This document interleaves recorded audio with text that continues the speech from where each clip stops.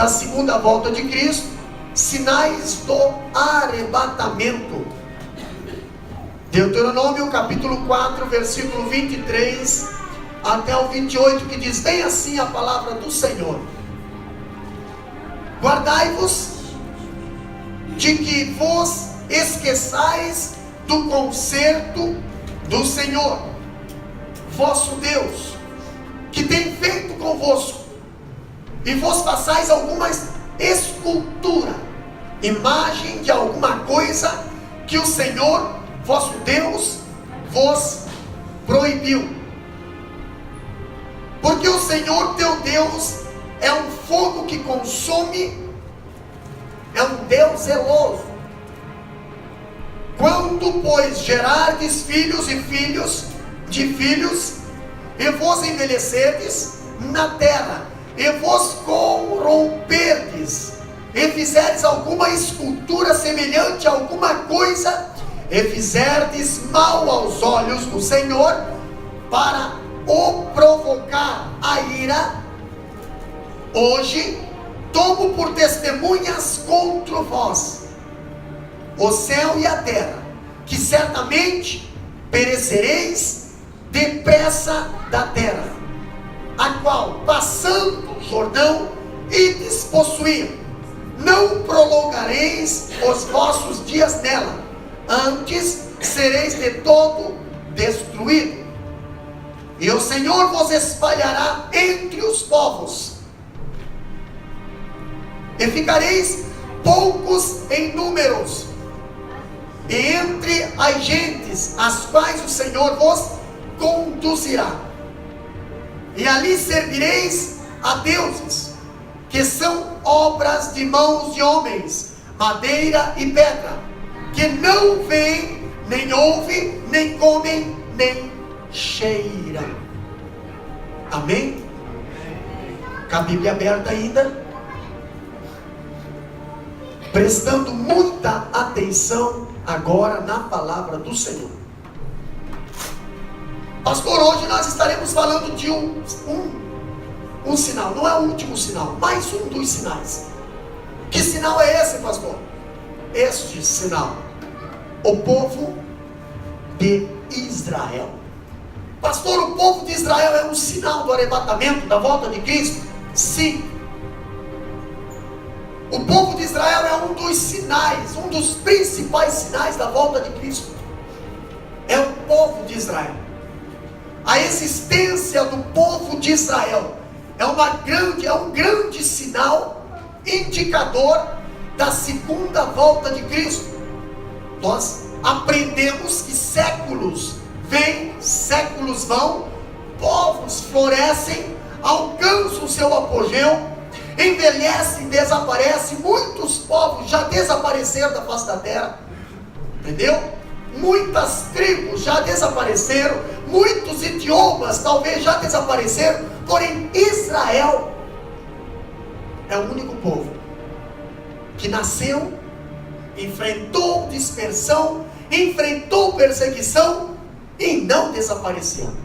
Deus permitiu se espalhar pelo mundo inteiro, mas Deus não permitiu perder a sua linhagem, a sua tradição, a sua língua e o seu Deus e a sua promessa.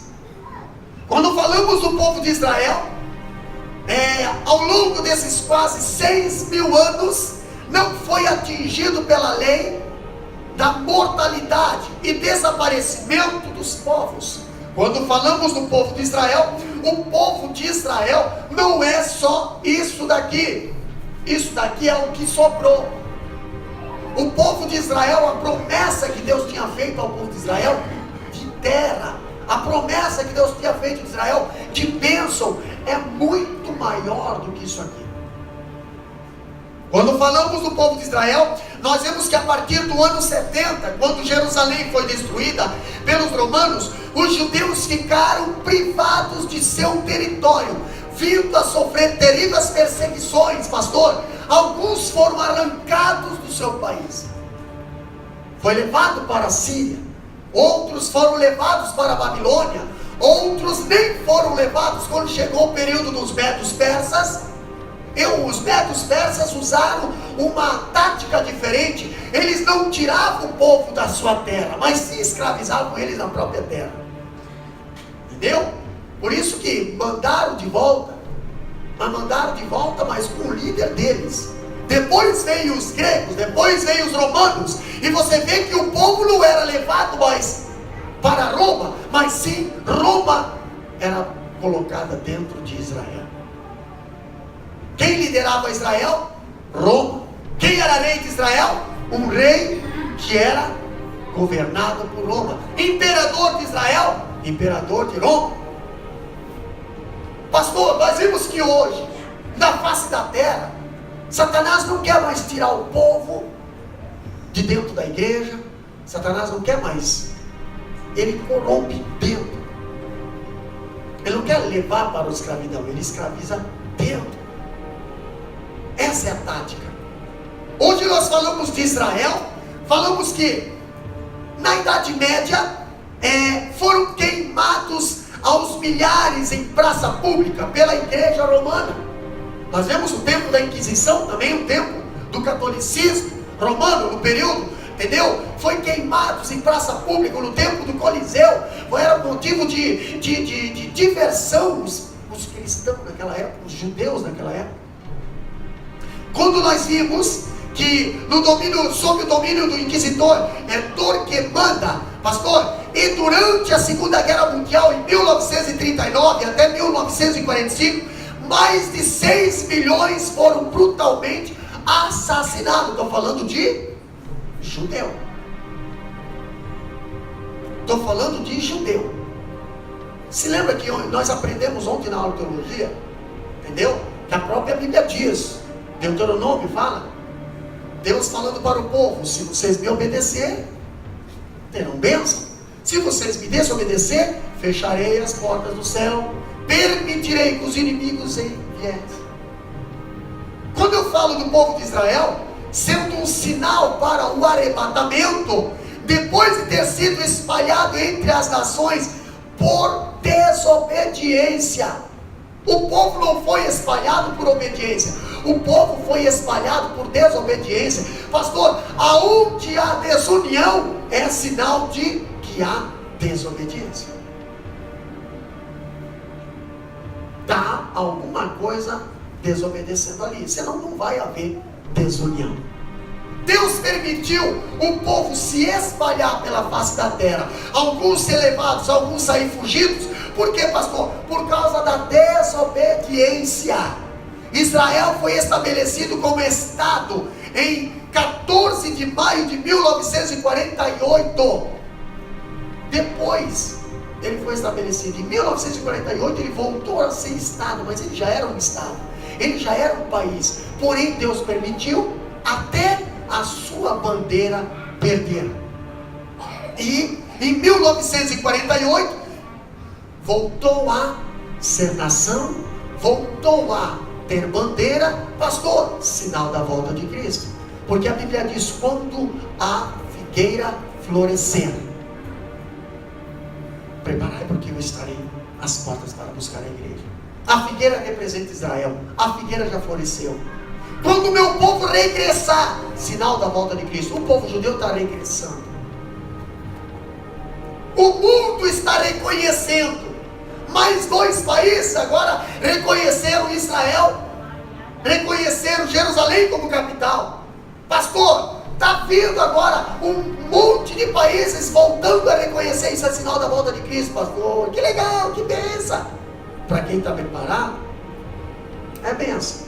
Para quem não está preparado, é dor de cabeça. Por quê? Porque Jesus está voltando. Não se alegre quando você ouvir um país reconhecendo Israel, porque se você não está preparado, entendeu? Se alegre se você está preparado. Agora, se você não está preparado, é melhor se preocupar, porque cada sinal que acontece com Israel é mais perto que Jesus está para buscar a igreja. Agora eu vejo que o mesmo Deus que dispersou os israelitas haviam feito uma promessa de ajudá-lo em sua terra, de ajuntá-los em sua terra. Deuteronômio capítulo 4, versículo 30, diz bem assim, ó, abre a Bíblia lá: quando estiveres em angústias e todas estas coisas te alcançarem. Que coisas que alcançarem, pastor? Perseguição, fome, praga, dispersão, entendeu? Perderem sua terra, perderem sua bandeira. Quando vocês passarem por isso, então no fim dos dias te virarás para o Senhor teu Deus e ouvirás a sua voz. Sabe quando que o povo vai voltar? Sabe quando que o povo vai voltar a ter bênção? Quando o povo voltar para Deus. Tem um versículo que diz bem assim: se o meu povo, está falando do povo de Israel, que se chama pelo meu nome, Deus de Israel, se arrepender, se humilhar, entendeu? E abandonar seus maus caminhos, então eu ouvirei e virei e sararei a terra. Caso contrário, se não houver arrependimento, não vai haver salvação. Agora, pastor, eu vejo algo interessante. Ezequiel capítulo 11, versículo 17, diz também que, portanto, assim diz o Senhor, Jeová: hei de ajuntar-vos no meio dos povos, e vos recolherei das terras para onde fosses lançados, e vos darei a terra de Israel novamente. Pastor, aqui tem uma promessa no livro de Ezequiel, que Deus vai recolher de todos os povos, aonde tiver um judeu, Deus vai fazer voltar para a sua terra. Deus vai fazer voltar para a sua terra. Pastor, se você for lá em Israel hoje, você vai ver que se você chegar lá, você sendo judeu nato, você reconhecendo ali pelo exame de DNA, que você tem linhagem judaica, você ganha benefício, você ganha terra, você ganha cidadania, você ganha tudo. É Deus cumprindo a sua palavra, porque Ele vai fazer voltar. Ele vai fazer voltar. Olha só que interessante. Isso vem se cumprindo desde o fim da primeira metade do século 20. Apenas 24 horas. Olha só que interessante. Olha aqui, ó. Apenas 24 horas após a proclamação do Estado de Israel. Isso é história. Os exércitos do Egito, Jordânia, Síria, Líbano e Iraque invadiram o país, dando início à guerra da independência. Entendeu? Apenas 24 horas. Foi confirmado lá na ONU que Israel é reconhecido o país agora. 24 horas depois estourou uma guerra. Que guerra é essa, pastor? A guerra da independência. Olha só que interessante. Recém-formados e propriamente equipados, as forças de defesa de Israel conquistaram uma expressiva vitória depois de 15 meses de combate. Até hoje eles têm oposição lá naquelas terras. Até hoje tem países tipo Irã, né, que querem que Israel desapareça do mapa. Não reconhecem Israel como terra, não Israel como nação. Agora eu vejo algo interessante, que terminada essa primeira guerra, os israelitas concentraram seu esforço na construção do Estado. Eles se administraram. E o escritor David Ben-Gurion foi eleito primeiro, não é escritor, foi eleito primeiro-ministro e Chaim Weizmann presidente. Agora, ainda em 1949, Israel tornou-se membro das Nações Unidas. Olha só que interessante. Aumentando a fúria dos seus inimigos, que não reconheciam Israel como Estado, tá? Mas eles conseguiram chegar lá, se tornaram membro das Nações Unidas. Pastor, em 1956. Por que o pastor está contando essa história? Para nós entender o sinal da volta de Cristo. Tem muita gente que fala, Israel é o sinal da volta de Cristo, mas não entende a história de Israel. Não sabe o que aconteceu com Israel. Não sabe por que Israel se transformou num país tão pequenininho. Fala de Israel, mas não sabe o que aconteceu com Israel. Pastor, olha só que interessante. Em 1956, sofrendo ameaças do Egito, Síria e Jordânia, Israel tomou a faixa de Gaza e a península do Sinai. Hoje a península do Sinai foi devolvida para o Egito. Hoje o Monte Sinai pertence para o Egito, porém era de Israel. Eles tomaram a península do Sinai, aquela ponta, lá onde está o Monte Sinai.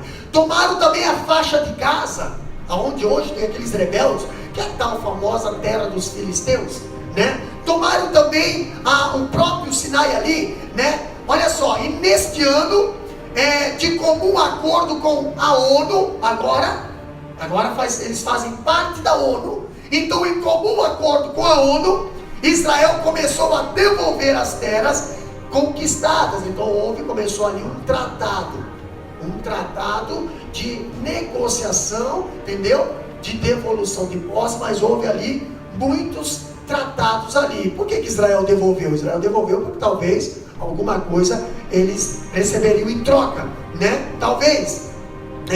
Começou a devolver as terras conquistadas, e essa atitude lhe proporcionou algumas vantagens, como liberdade para navegar no Golfo de Eilat e a permissão para importar petróleo do Golfo Pérsico. O Golfo, Porto de Eilat, é aqui, ó. Entendeu?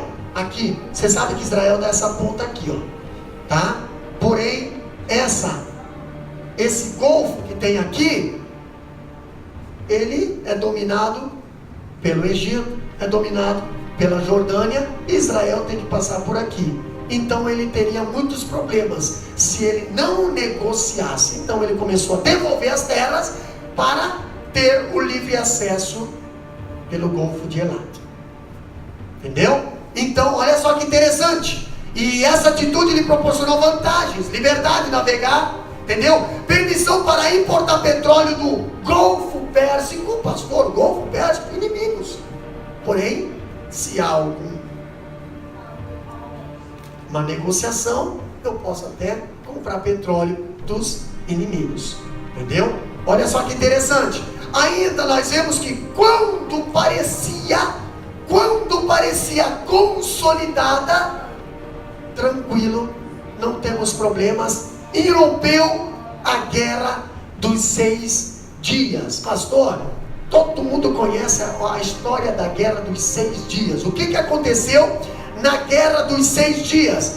Quando a paz parecia consolidada, irrompeu em 1967 a guerra dos 6 dias. Olha só, o Egito novamente deslocando um grande número de tropas para o deserto do Sinai. Agora o Sinai pertence para o Egito, então o Egito pode andar lá no Sinai com as suas tropas. Porém, olha só que interessante, ele ordenou que as forças de manutenção de paz da ONU se retirassem da área. Se o Egito agora domina o Sinai, então a ONU não precisa mais estar lá. Ele pediu para que a ONU, aqueles soldados que estão lá fazendo paz, se retirasse. Pastor, esses soldados se retirando, o exército do Egito avançou para cá. Está mais perto de Israel. Qual foi a estratégia, pastor? A estratégia era pegar Israel de surpresa. Era atacar Israel de surpresa. Pastor, entretanto, mesmo com a ajuda militar da Jordânia e Síria, os egípcios sofreram uma derrota humilhante. Pastor, a Síria também estava nessa emboscada, a Jordânia também estava nessa emboscada. Então se juntou Egito, Jordânia e Síria para dar um ataque em Israel. A tal famosa guerra dos 6 dias. Se você pesquisar no YouTube, se você pesquisar na internet, você vai ter uma história bem detalhada lá. Quando nós estávamos lá em Israel, nós víamos lá nos campos tanques parados, queimados, quebrados, explodidos. Por quê, pastor? Estão lá como testemunho da guerra dos 6 dias. No próprio Mar Vermelho, no meio do mar, quando nós passamos de barco assim, o fundo do barco tem uma janela de vidro onde tu consegue ver através da águas bem claras. Você consegue ver no fundo do mar um tanque lá no fundo do mar. Pastor, o que aconteceu nessa guerra dos 6 dias? Invocando o seu direito de defesa, Israel desencadeou um ataque preventivo contra o Egito no sul, seguido por contra-ataque da Jordânia no leste. Expulsou ainda as forças sírias estrincheiradas no Planalto de Golã, ao norte, e em apenas 6 dias, Israel conquistou a Judéia, Samaria, Gaza, a Península do Sinai e o Planalto de Golã. O que quer dizer? Israel conquistou o Planalto de Golã, as colinas de Golã. Israel conquistou também a Península do Sinai, expulsou os exércitos da Jordânia, expulsou o exército da Síria, expulsou o exército do Egito. Pastor, mas Israel é tão pequenininho. Sim, mas eles têm promessa. Pastor, Israel é tão pequenininho. Sim, mas eles têm um Deus. Eu não sou nada. Sim, mas você tem promessa. Eu não tenho força. Sim, mas você tem um Deus que peleja por você. Olha só que interessante. Em 1973, depois de anos de relativa calma, ocorreu a guerra, pastor, do Yom Kippur. A guerra do no dia da expiação. Pastor, o dia da expiação era o dia mais sagrado que existe. Lá para os judeus, é aquele dia onde o sumo sacerdote entra no Santo dos Santos, aonde todo o povo está lá em consagração. Pastor, o inimigo também se preocupa quando você vai. Eles esperaram aquele dia, onde todo mundo estava preocupado em adorar, para atacar. Olha só que interessante, a guerra do Yom Kippur. Olha aqui, o Egito, a Síria de novo, Egito e Síria, atacaram Israel. Dessa vez vieram de surpresa. Olha só que interessante, o exército egípcio atravessou o canal de Suez e as tropas sírias invadiram o Planalto de Golã. Atravessaram o canal de Suez e aqui em cima, no norte, a Síria desceu lá pelas terras de Golã, entendeu? Onde está o Monte Hermon, lá em cima. E olha só que interessante, em 3 semanas Israel impeliu o ataque de forma milagrosa. Por que milagrosa? Já vou explicar para você. Olha só que interessante, havia nas colinas de Golã, lá em cima, deixa eu mostrar o mapa para você, aqui havia aqui nas colinas de Golã, havia 180 tanques israelenses para enfrentar 1.400 tanques sírios. Você já imaginou? 180 tanques para enfrentar 1.400 tanques? Pois é. No canal de Suez, aqui tem um canal, aqui canal de Suez. Nesse canal ali, olha só que interessante, havia 500 israelenses para enfrentar 80.000 egípcios. É impossível. 500 israelenses para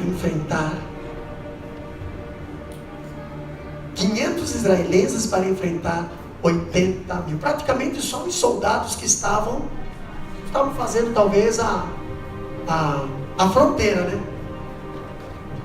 Que eles foram pegos de surpresa. Você imaginou? Você já viu o servo do profeta lá, do Eliseu?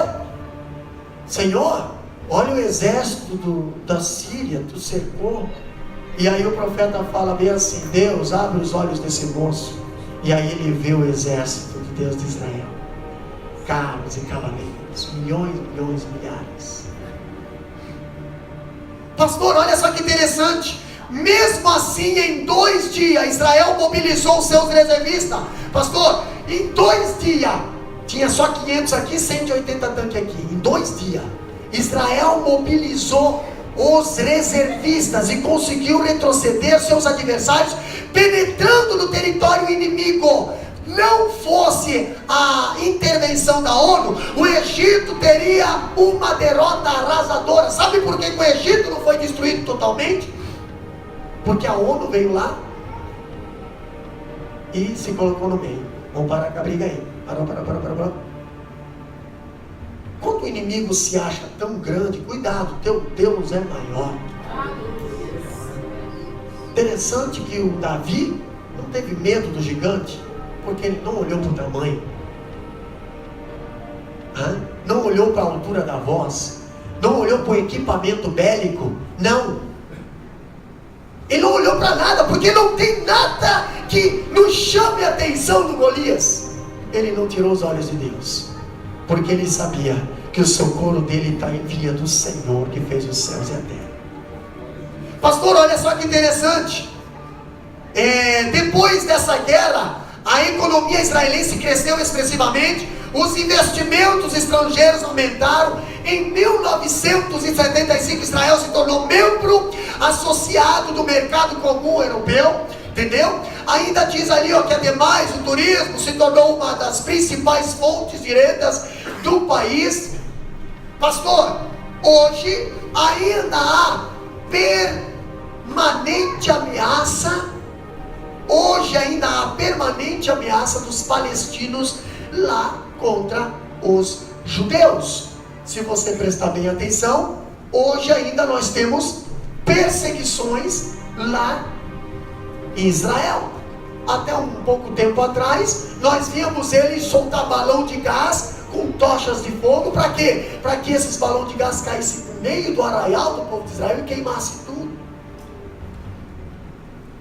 Sempre vai haver perseguição ao povo de Israel.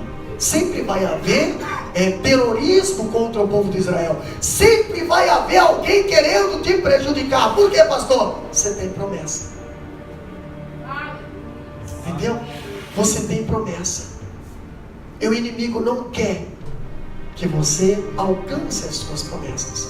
Agora eu acho interessante, falando do sinal da volta de Cristo ainda, a verdade é que Deus no princípio estendeu suas mãos providente e protetora sobre o povo de Israel, ao chamar Abraão pai do povo israelita. Deus disse em Gênesis capítulo 12 versículo 3: em ti serão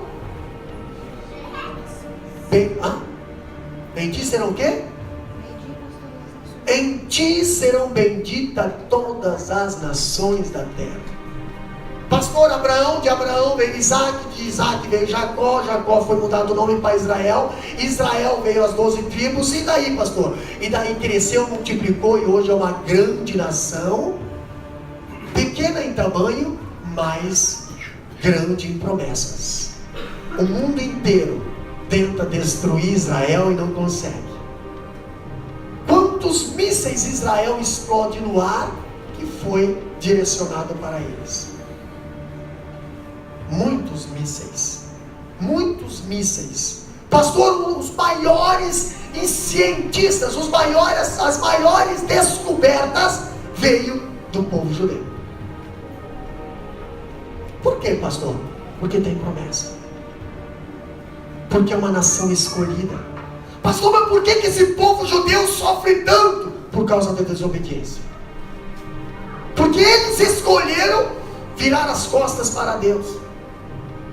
Lá era para ser a terra que manava leite e mel, lá era para ser a terra da fartura, lá era para ser a terra que não deveria chegar miséria. Hoje é deserto, pastor. Por causa da inteligência conseguiram fazer uma terra no deserto brotar. E hoje isso está sendo levado para o Brasil, sim. Porém, poderia não precisar disso. Não precisaria sofrer tanto. Mas eles abandonaram Deus. Eles esqueceram de Deus. Olha só que interessante. Israel não foi fiel ao Senhor e trouxe sobre si duras consequências. Romanos capítulo 11, versículo 25. Abre lá a Bíblia e lê para nós. O que diz lá? Em Romanos capítulo 11, versículo 25. Romanos capítulo 11, versículo 25. O que diz lá? Porque não quero, irmãos, que ignoreis esse segredo, para que não presumais de vós mesmos, que o endurecimento veio em parte sobre Israel, até que a plenitude dos gentios haja entrado. O endurecimento veio em parte sobre Israel, até que a plenitude dos gentios haja entrado. Por que o povo de Israel rejeitou Jesus? Se eles não tivessem rejeitado Jesus, não teriam alcançado Jesus. Se eles não tivessem matado Jesus, não teria alcançado a salvação. Porque a salvação vem através de Jesus. Quando Deus fala para Abraão, de ti serão benditas todas as nações da terra, Deus está falando para Abraão, não é só tua família não, que é o povo de Israel. Não, de ti vai ser abençoado todas as nações da terra. Vai acontecer coisas com a tua família, vai acontecer coisas com o povo de Israel, que não vai ser permissão, pastor. Por quê? Porque para que eu possa alcançar os que estão desprezados. Se você vê quando o cristianismo começou, você vê uma resistência dos gentios entrarem para cultuar. Por quê, pastor? Porque os judeus começaram a cobrar dos gentios a liturgia da tradição. Paulo pregando Jesus e os judeus pregando a tradição. Paulo dizendo Jesus salva e os judeus falta com uma coisa ainda para ser salvo. O que está faltando? Você tem que circuncidar. Você tem que ainda sacrificar. Você tem que fazer, mas pastor, isso tudo Jesus já fez por nós. Não, mas tem que fazer, senão tu não entra no céu. E Paulo falou, não, o véu foi rasgado. Ritual não precisa mais. Agora você tem acesso direto a Deus através de Jesus. Pastor, não, mas o judeu ainda tem que fazer. Eles estavam presos a ponto de Paulo fazer um concílio. Entendeu? Para que eles reunissem ali e tratassem sobre esse assunto. Pastor, quando eu vejo o templo da plenitude do gentil está chegando, a figueira que representa Israel começou a florescer, e esse é um dos principais sinais da segunda vinda de Cristo. Aonde nós encontramos isso, pastor? Lucas capítulo 21, versículo 29 e 30. Lê para nós o que diz lá.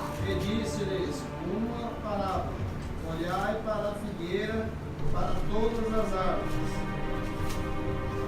quando já começam a brotar, vós sabeis por vós mesmos, vendo-as, que perto está já o verão.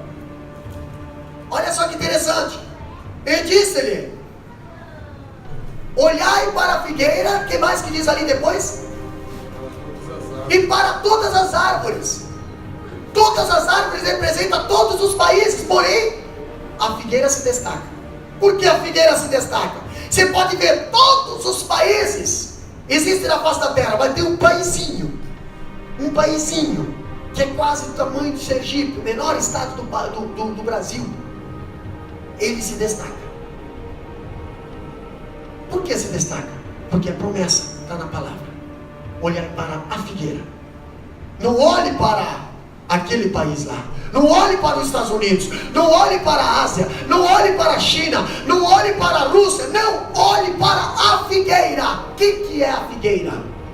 Israel. E o que a Bíblia diz, pastor? Olhai para a figueira quando já tem rebentado, ou quando já tem brotado. Pastor, a figueira foi podada quando foi espalhada, quando foi cativa. Porém agora a figueira brotou. A figueira está brotando, está crescendo. Os países estão reconhecendo a figueira. Pastor, a figueira está se tornando conhecida, está se tornando grande. O povo está voltando para a sua terra. Bíblia diz: olhai para a figueira, quando já brotada. Pastor, vós sabeis que já perto está o verão, ou o fim, ou a colheita. Você está prestando atenção na figueira? Muitas pessoas têm prestado atenção no que os terroristas têm feito. Aí posta lá um videozinho lá, de feito alguma coisa lá no fundo de quintal, e vai compartilhando. Você mesmo que está deixando eles famosos. Você mesmo que está dando like. Entendeu? E ainda diz: olha, cristãos estão sendo perseguidos. Isso ali é só para eles ser conhecido. Publique algo da figueira. Publique algo de Israel. Sabe por quê, pastor? Porque é bíblico. A Bíblia diz: orai pela paz em Israel. Olhai para a figueira. Quando você vê a figueira brotando, dando fruto, a figueira prosperando, tu pode ter certeza, Jesus está a portas para buscar a igreja. Todos os países vão querer ser a figueira, mas não são figueira. Todos os países vão querer o poder da figueira, mas não pode, é da figueira. Todos os países vão querer destruir a figueira, não tem. Essa figueira tem um Deus. O anticristo vai usar a figueira, vai usar Israel para reinar. Vai primeiro enganar o povo da figueira. Vai primeiro enganar Israel, e de Israel vai tentar enganar o mundo inteiro. E quando, depois de 3 anos e meio de falsa paz, ele vai profanar o templo. E aí o povo de Israel vai ver que é o falso. A figueira, Israel, vai quebrar a aliança com ele. E aí, pastor? E aí o anticristo usou Israel para ganhar a confiança do mundo. E agora? Agora vai usar o mundo para destruir Israel. E ali que vem Jesus das nuvens com a igreja e vai defender Israel. Nós estaremos juntos. Nós iremos julgar essa terra que tanto fez para sofrer. Pastor, eu vejo agora a palavra do Senhor. Quando a palavra diz: olhai para a figueira. Você tem prestado atenção na figueira? Você tem prestado atenção? Pastor, quando vai pregar sobre a vida de Jesus, eu não gosto, porque sei lá, me dá um medo, sei lá, me dá alguma coisa. Eu não estou preparado. Então te prepara, pelo amor de Deus, que se Jesus voltar hoje, você não vai. Você vai ficar. Eu não gosto de pregação sobre a vida de Jesus. Eu não gosto que fale de arrebatamento. Eu não gosto disso. Por quê? Porque eu ainda não estou preparado. Então se preparar, mas eu vou ter que abrir mão de alguns caprichos. Você sabia que Judas trocou Jesus por 30 moedas de prata? E muitas das vezes nós trocamos Jesus por qualquer coisinha. Menos de 30 moedas de prata. Agora eu falando da figueira, sinal da volta de Cristo, diante de tantos sinais escatológicos, meus amados irmãos, refletimos acerca do que Jesus disse em Mateus. Olha só que interessante, 24, 33 a 35. O que diz lá? Igualmente, quando virdes todas essas coisas, sabeis que ele está próximo, à porta, às portas.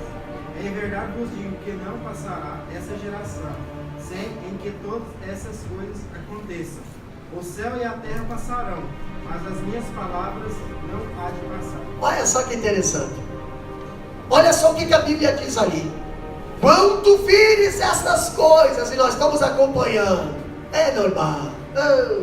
Estados Unidos, agora veio lá, eu acho que é a Indonésia e mais outro país lá. Agora de novo, outro país lá. Agora o Brasil também. Olha só, que benção, mas que benção, alegria. Dá até aquele alívio, né? Daqui a pouco toca o som da trombeta. E aí, pastor? E aí aquele que não estiver preparado, a Bíblia diz que haverá ranger de dente. Não é para assustar vocês, não. Arrancarão seus cabelos. Hoje não, né? Hoje não. Hoje não dá nem coceira na cabeça. Arrancarão seus cabelos. A A Bíblia diz que os homens, as pessoas se atirarão para procurarem a morte, e a morte fugirá. Serão torturados, serão perseguidos, pastor. E aí? Quantas vezes foi falado para nós prestar atenção na figueira, para nós se preparar, para nós ser temente a Deus, para nós levar as coisas de Deus mais a sério, para nós servir a Deus em espírito e em verdade, mas entrava aqui, saiu aqui, era uma fadiga as coisas depois, e agora? Agora Jesus voltou, agora não tem mais o Espírito Santo. Agora, se você quiser salvação, você vai ter que sofrer com o teu próprio sangue. Hoje nós temos o sangue de Cristo, que nos purifica de todo pecado. Depois nós não vamos ter mais. Não, quem ficar. Quando a palavra de Deus fala em Mateus 24, 33 a 35, quando vires essas coisas, sabei. Pastor, uma coisa é a pessoa não saber, outra coisa é a pessoa saber e ignorar. Sabei que Ele está próximo. Nós estamos olhando para Israel. Hoje nós temos Israel como orgulho, mas não temos Israel como uma referência. Temos Israel como orgulho, mas não temos Israel como um sinal da volta de Cristo. Sabei que quando essas coisas acontecerem, sabei que Ele está próximo às portas. Está próximo à porta. Pastor, o que acontece depois que Ele chegar na porta? Ele está próximo. Ele está próximo à porta. E quando Ele chegar na porta? Quando Ele chegar na porta, acontecerá bem isso aqui, ó. Olha só, irmã Maria. Aí Ele...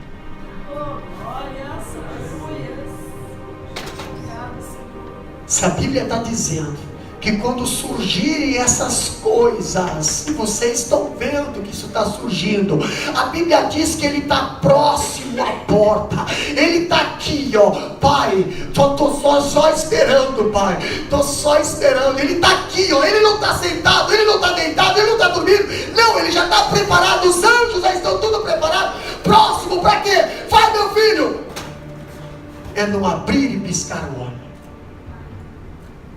Será como um relâmpago que sai do Oriente e se mostra no Ocidente. Assim será a volta de Cristo. E aí? Eu vou me preparar, se foi. Eu vou para a igreja orar, se foi. Eu vou começar, se foi. Eu estava esperando me aposentar para fazer a obra do Senhor com mais tranquilidade, se foi. Eu estava esperando ficar mais velho, e se foi. Eu estava esperando me aprimorar mais para tocar, se foi. Eu estava esperando estudar o curso, terminar o meu curso para... Se foi. Eu estava esperando meus filhos casar para me ter marido. Se foi.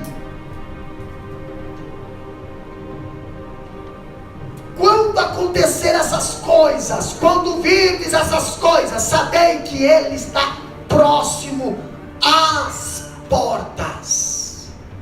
Se nós for falar de porta, porta significa limite, porta significa algo que não deixa passar. É a porta que está segurando Ele de vir, pastor. Ele é a porta.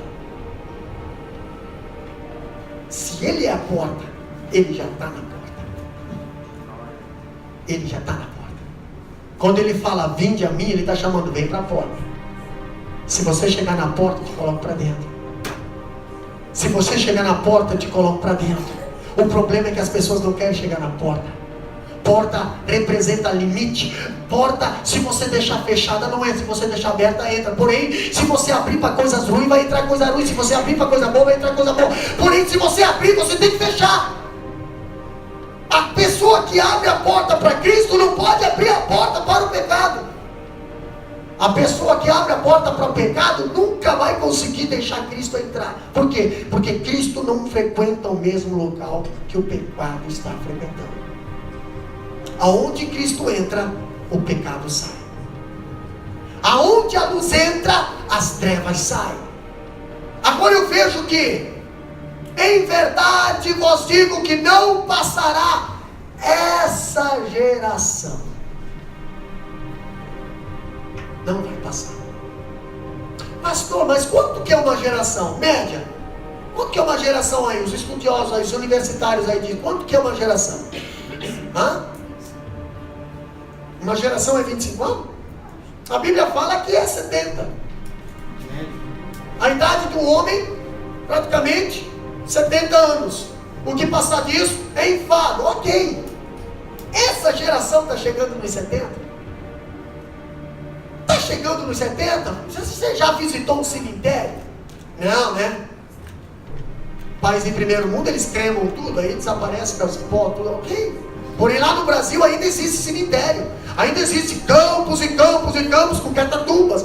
Vai lá e dá uma olhada no cemitério municipal e dá uma olhada qual é o crescimento lá, é de velho ou é de novo. Ali você vê uma grande quantidade de sepulturas novas. Se é sepultura nova, irmã Juliana, é gente que morreu logo, cedo agora. De pessoas, crianças, adolescentes e jovens. E os velhos estão lá pedindo para morrer logo. E os novos estão aí morando as pencas. Drogas, prostituição, assassinatos. Está chegando a cumprir a geração? Está chegando até os 70? Pastor, mas está conseguindo, mas está doente já. Por que, pastor? Química. Hoje as pessoas estão praticamente intoxicadas de química. Você come comida cheia de conservantes. Hoje você não come mais comida natural. Hoje as pessoas, para elas manter aquele tomate lindo e maravilhoso, eles colocam lá um monte de veneno para ficar enxertado.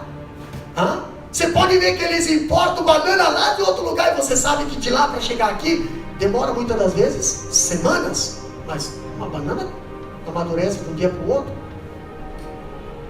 Mas por que ela segura tanto tempo? Conservante? E aonde vai esse conservante? Nesse corpinho frágil. E aí, pastor? Aí tu não sabe por que o nível de câncer, o nível de imunidade baixa nas pessoas hoje. As pessoas estão tão doentes hoje. As pessoas hoje comem mais química do que alimento. Você já viu os colonos ir trabalhar? Não, os colonos não estão sobrevivendo mais na agricultura. As empresas estão indo para as roças. Hoje quem está plantando é as máquinas. Hoje as sementes são manipuladas para que elas sejam perfeitas, para que elas dêem as frutas do tamanho certo. Tudo manipulado. Estou certo ou estou errado, mocinho?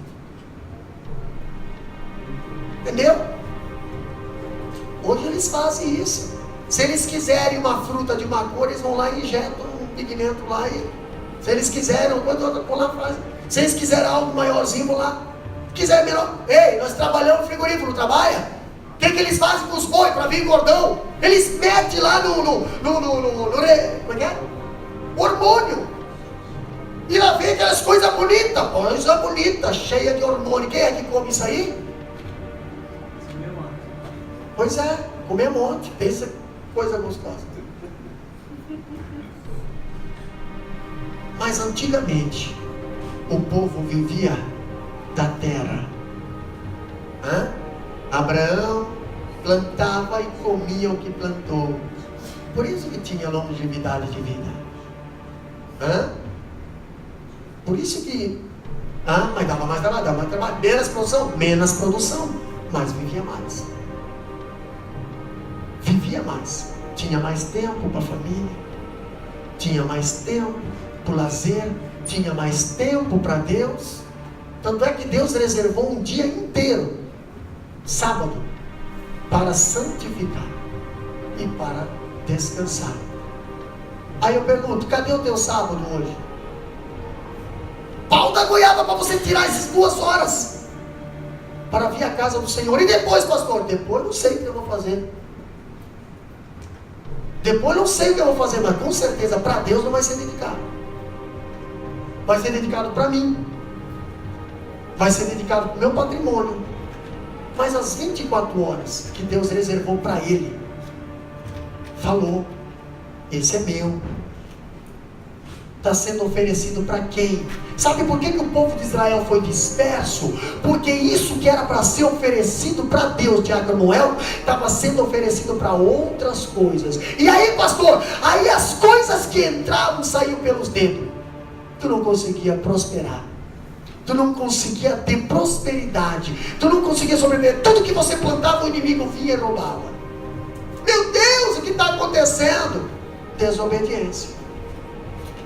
Agora, quando eu vejo Deus falando em Mateus capítulo 24, 33, o céu, em verdade vos digo que não passará essa geração sem que todas essas coisas acontecem. O que aconteceu, pastor? Aconteceu que Deus falou que o povo ia ser levado cativo? Aconteceu.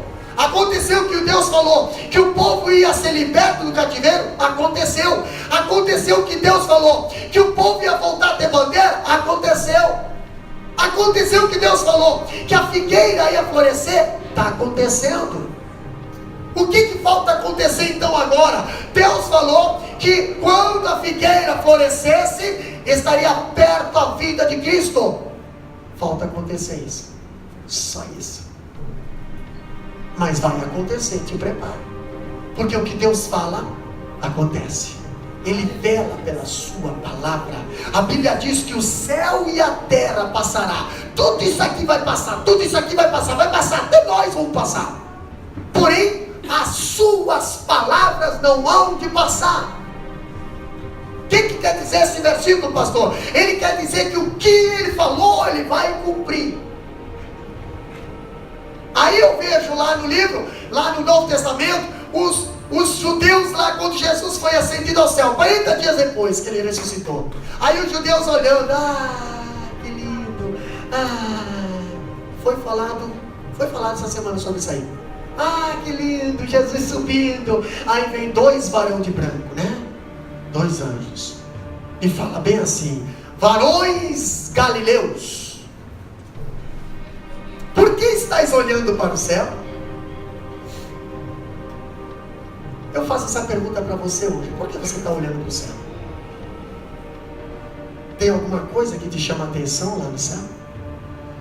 Tem alguma coisa que você deseja lá no céu? Tem alguma coisa que você almeja no céu? O teu coração deseja o céu? Você tem algo lá no céu que é teu? Aí os varões falam assim: varões galileus, porque estáis olhando para o céu? Poderia você estar olhando para qualquer outra coisa, mas vocês estão olhando para lá por quê? Olha só que interessante. Assim como vocês estão vendo esse homem subir nas nuvens, assim ele descerá nas nuvens para buscar a sua igreja. Contexto da palavra. E só vai subir com ele aqueles que estiverem olhando para o céu. Que direção você está olhando hoje? Para onde você está olhando hoje? Para onde você está olhando hoje? Você está olhando para as coisas dessa terra? Você está olhando para você, para o teu eu? Você está olhando para o teu caráter? Você está olhando para a tua fama? Não, filho, esquece tudo, porque essas coisas tudo aqui passará. A única coisa que não vai passar é Ele. Ele não vai passar, a palavra dele não vai passar. Ela vai permanecer para sempre, pastor. Assim como eles viram ele subir, é melhor nós continuar olhando para o céu, pensando nas coisas que são de cima, porque só vai subir quem está com o olhar para cima. Você está com o olhar na terra, você está preocupado com as coisas da terra, e se despende das coisas da terra. Só vai subir quem está ligado no céu, quem está ligado olhando para ele. Esses não vão se assustar quando ele aparecer nas nuvens, pastor, porque eles estão com os olhos fitos. Vai ser lindo. Ora vem, Senhor Jesus. Aí os anjos falaram: por que vocês estão olhando para o céu? Esse mesmo Jesus é o mesmo que subiu e é o mesmo que nós serve, é o mesmo que vai descer. Esse mesmo Jesus que vocês estão vendo subir, vocês vão precisar ver ele descer. Olha o que Eliseu falou para Elias. Olha o que Elias falou para Eliseu: se me vistes ser retirado, então a promessa vai se cumprir. Por que a palavra de Deus fala no livro de Apocalipse: te arrependa, senão eu virei contra ti como um ladrão? Ladrão só pega as pessoas despercebidas. Muitas das vezes acham que está preparado ali. O ladrão entra em casa e o cara está preparado. Pá, se foi o ladrão. Mas são poucos. Por que a palavra de Deus diz: vigiai e orai, para não cair em tentação, pastor? Porque Satanás, ele vem, ele rouba quando você não está vigiando. Jesus vai vir buscar a igreja usando uma metáfora como um ladrão. Ele vai vir a raptar a igreja de uma hora que você pensa que está tudo bem, está tudo legal. Olha como é bom servir a Deus, olha que coisa boa, não tem perseguição, não tem problema, eu não tenho nada, pastor. Vigiai, porque você possa estar cochilando espiritualmente. Pastor, eu não sinto mais vontade de cantar, não sinto mais vontade de orar. Eu antes sentia a presença de Deus, hoje não sinto mais. Eu estou, sei lá, pastor, eu sinto Deus, mas eu não tenho tempo. Cuidado, porque Jesus vai voltar e vai buscar aqueles que ainda estão perseverando, olhando para o céu. O que tem te tirado o olhar do céu? O que tem te tirado o olhar de Cristo? O que tem te tirado a confiança? O que tem te tirado a perseverança? O que tem te tirado a fé? Sabe o que nos separa do amor de Deus? A Bíblia fala: a nossa incredulidade, os nossos pecados têm feito divisão entre Deus e nós. Pastor, muita coisa tem bloqueado nossa visão. Aí Jesus vai vir, diácono Mondeiro, e vai pegar muita gente de surpresa. Jesus veio. Rapaz. Aí capaz de chegar na igreja, né, no outro dia lá, e pegar o outro também que ficou desviadão lá, um geladeira lá. E por que você não me avisou? Por que você não me avisou? Rapaz, tu podia ter mandado um zap, Jesus está voltando, e aí? Rapaz, quantas vezes foi falado, quantas vezes foi pregado, e muitas das vezes você fez aqui, ó. Talvez até no teu consciente, já devia ter terminado o culto. Que culto mais chato. Camarada viaja 1.200 km para vir aqui falar isso.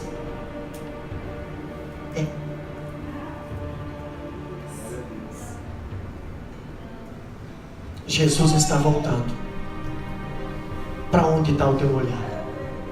Pastor, a palavra de Deus ainda diz que o céu e a terra, tudo que Deus criou, vai passar, vai terminar. Pastor, mas e nós? Não iremos para o céu? Nós iremos para o céu, mas não assim.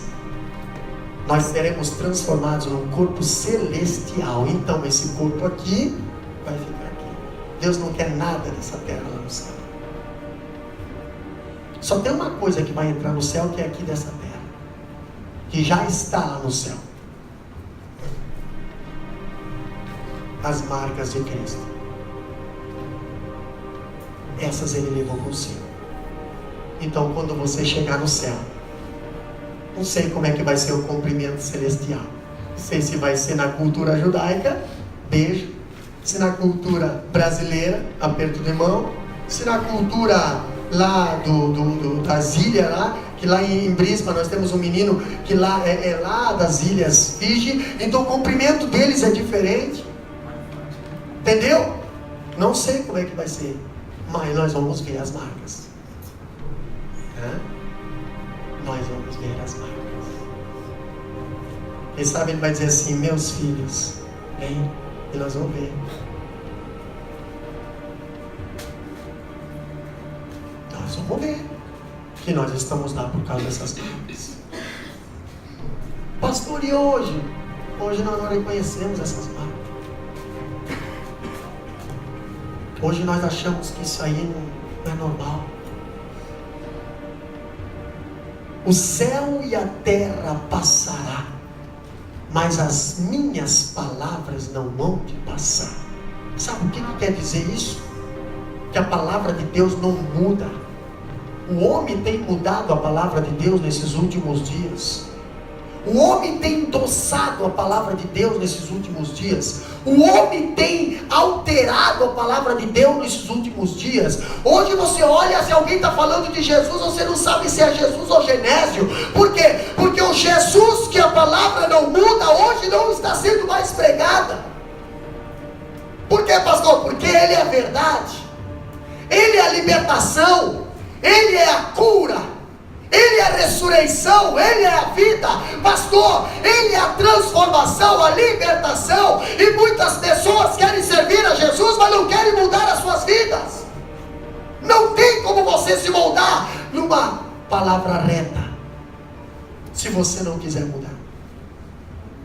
A palavra não muda, nós que temos que nos mudar. A palavra, ela permanece para sempre. Se Jesus falou, está falado. Se Jesus disse, você me obedecer vai ser abençoado, se não me obedecer vai ser amaldiçoado. Pastor, alguém está vivendo uma vida de desobediência e está dizendo que o que está acontecendo na vida deles é prova, a permissão de Deus. É mentira, é mentira. Não existe essa observação na palavra de Deus. Se está vivendo uma vida sem temor a Deus, o que está acontecendo é fruto da desobediência. É Deus velando pela palavra dele, é Deus fazendo acontecer o que Ele falou. Se me obedeceres, eu abençoarei. Se não me obedeceres, eu fecharei as portas, eu permitirei inimigo, eu permitirei invasão, eu permitirei praga, eu permitirei, porque está na palavra. Eu falei, eu avisei antes. A minha palavra não vai passar, pastor, vai permanecer para sempre. Você vai ser salvo pela palavra, você vai ser protegido pela palavra, você vai ser alimentado pela palavra, você vai ter prosperidade pela palavra, a tua família vai ser guardada pela palavra. A palavra de Deus vai ser bússola, vai ser orientação, vai ser caminho para você. Porém, a palavra de Deus naquele dia vai ser juízo para nossas vidas também. Naquele dia Ele vai abrir o livro e vai medir nossa vida com a palavra. Vai passar um filme cinematográfico, quem sabe. E aí, aqui, ó, tá aqui, tá errado. Aqui você pecou. Aqui. Pastor, mas do lado de fora, é só o lado de fora, não, filho. O lado de dentro também vai estar exposto. Por quê, pastor? Porque a Bíblia diz que a palavra de Deus é apta para discernir pensamentos e intenções do coração. Vai até nas juntas e medulas, na divisão da alma e do espírito. Palavra. Ah, pastor, então cuidado com o que tu está fazendo escondido, porque a palavra vai revelar. A palavra vai expor para si, ó, aqui, ó, tá aqui, ó, tudo o que você está fazendo, ó. Você escondeu, mas Deus revela, porque Deus é justo. Palavra. Pastor, mas a palavra salva, a palavra te protege, a palavra te alimenta, a palavra mata a tua sede, a palavra é esconderijo do Altíssimo, a palavra é tudo, é tanta coisa, pastor. A palavra é fiel, a palavra é justa, a palavra, pastor, ela é conselho, pastor, a palavra, isso, a palavra é Deus. João 1 diz, no princípio era o verbo era Deus, o verbo estava com Deus, verbo é palavra. Por isso, se você ver o versículo 14 ou o versículo 2, você vai ver que o povo de Israel rejeitou aquele que veio e nasceu, se encarnou, porém foi rejeitado, foi morto. Foi morto, rejeitaram a palavra. Hoje estão rejeitando a palavra. Pastor, o que o povo quer hoje? O povo não quer palavra. O povo quer o que? Lavagem. O povo não quer pão, o povo quer lavagem. O pão sustenta, a lavagem não. Lavagem dá dor de barriga. Sabe quando que as pessoas comem lavagem? Aí come lavagem, dá dor de barriga, né? Aí volta para querer comer o quê? Verde. Para fazer digestão. Leva-nos em pastos verdejantes. Guia-me pelo caminho da justiça. Ainda que eu andasse pelo vale da sombra da morte, não temeria mal algum, porque Tu estás comigo. A tua vara e o teu cajado me preparas uma mesa perante mim Certamente que a bondade e a misericórdia me seguirão todos os dias da minha vida, e habitarei na casa do Senhor. Palavra. Sabe qual vai ser o alimento no céu? Palavra. Sabe qual vai ser nossa conversa no céu? Palavra. Sabe como é que nós vamos reconhecer e reconhecemos Deus? Palavra. Sabe como é que nós sabemos o certo do errado? Palavra. Sabe como é que Satanás, ele identificou, Jesus identificou Satanás lá no Mateus 4, lá na tentação? Por causa da palavra.